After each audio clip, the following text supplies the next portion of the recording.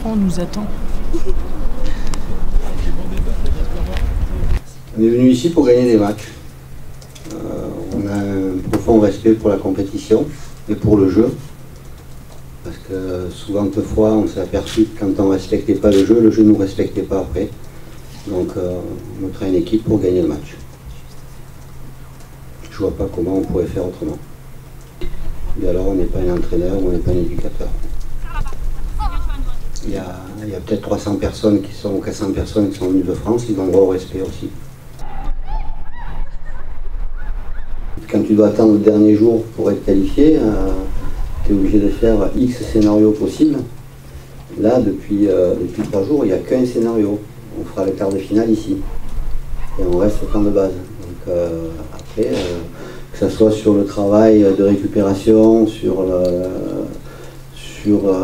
aussi le travail qu'on doit faire avec celles qui ont un peu moins joué et tout, on a une vision à 5 jours qui est, comme je vous l'ai dit, très très confortable, alors que d'habitude on a une vision du jour pour le lendemain.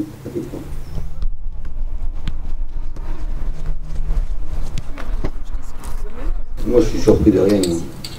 Je regarde les matchs, je regarde les résultats. Il n'y a ni à être surpris, ni à pas être surpris, c'est comme ça. Vous savez, on n'est qu'à un tiers de la compétition, donc tout peut arriver. Rien ne dit que c'est pas l'Angleterre qui va être champion d'Europe. Je pense que c'est une bonne équipe. Il ne faut pas oublier qu'elles sont quand même vice-championnes d'Europe en titre, puisque c'est elles en 2009 qui ont été en finale. Après, voilà, c'est sûr que les résultats, je ne m'attendais pas forcément à ça, mais ça montre qu'en football, tout est possible et que les autres équipes progressent aussi. Mais ça ne veut pas dire, parce qu'elles aient perdu l'Espagne ou elles ont fait match nul contre la Russie, que ça va être facile pour nous. On est des compétitrices et qui que ce soit sur le terrain, on aura tout envie de gagner. C'est vrai qu'on regarde forcément les autres matchs et on essaye de voir éventuellement quel adversaire on pourrait avoir. Après, notre objectif, c'est pas les quarts de finale, c'est d'aller au bout. Donc forcément, il faudra battre tout le monde. Donc voilà, on regarde déjà les adversaires potentiels, mais on n'est pas non plus trop dans les calculs. Je suis très joueuse, forcément, on a toujours envie de jouer. Après, c'est Bruno qui décidera et on respecte sa décision, mais c'est sûr que si jamais on a toujours envie de jouer, je pense n'importe quel jeu, on va faire un 5 contre 5, tout le monde va vouloir jouer. Donc jouer France-Angleterre, ça donne envie à tout le monde. Après, il faut penser surtout au bien de l'équipe et pour être en forme jusqu'au bout. Déjà, pour moi, l'Angleterre, ça a toujours été un bon souvenir, parce que je ne me souviens pas avoir perdu.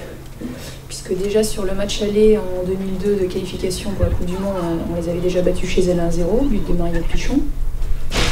Après, par contre, c'est sûr que le jeu français, depuis 10 ans, il a beaucoup évolué, avec notamment le professionnalisme au niveau des clubs. Même si je pense que le jeu anglais a aussi évolué, mais je pense aujourd'hui que la France est devant.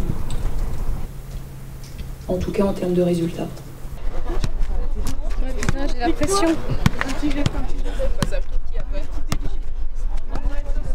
Les chasubles!